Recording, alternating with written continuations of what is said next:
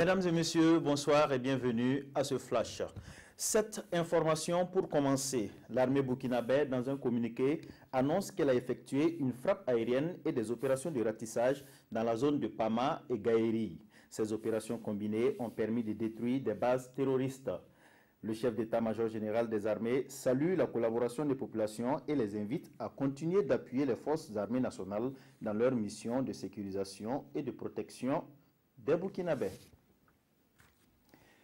Les Burkinabés s'en souviennent, 16 septembre 2015, 16 septembre 2018. Cela fait 3 ans que le Burkina Faso vivait un épisode douloureux de son histoire politique. Les militaires du régiment de sécurité présidentielle séquestraient le gouvernement de la transition. Un coup d'État venait d'être perpétré. La rue se déchaîne et fait bloc contre ce coup de force du RSP dirigé par le général Djilbert Diendéré. Pendant une semaine, le pays va connaître des scènes de violence. L'armée régulière menée par des jeunes officiers s'oppose farouchement au putsch. Le général Diendéré finira par abdiquer et le gouvernement de la transition rétabli afin de conduire le pays vers les élections.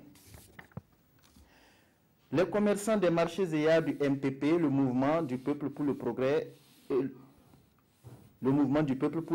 de la province du Kadiogo était hier en Assemblée générale. Cette Assemblée générale se tient dans le cadre de la rentrée politique du parti. Au cœur des échanges, la situation sécuritaire du Burkina et la mise en œuvre du PNDS, le plan national de développement économique et social. Le Premier ministre Paul Kabatieba y était. Venu en invité surprise, sa présence vise à apporter aux commerçants des marchés EA du MPP le soutien du gouvernement.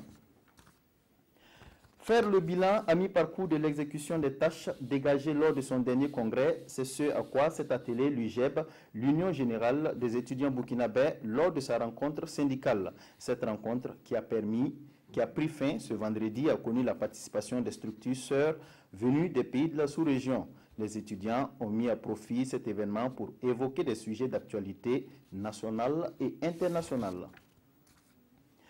Inondation à Santidougou dans les hauts-bassins. La pluie qui s'est abattue du samedi 15 au dimanche 16 septembre 2018 a occasionné d'importants dégâts dans ce village situé à une quinzaine de kilomètres de Bobo-Dioulasso. Des maisons se sont écroulées, des biens matériels sous les décombres et des vivres emportés par les eaux. Fort heureusement, l'on ne déplore aucune perte en vie humaine.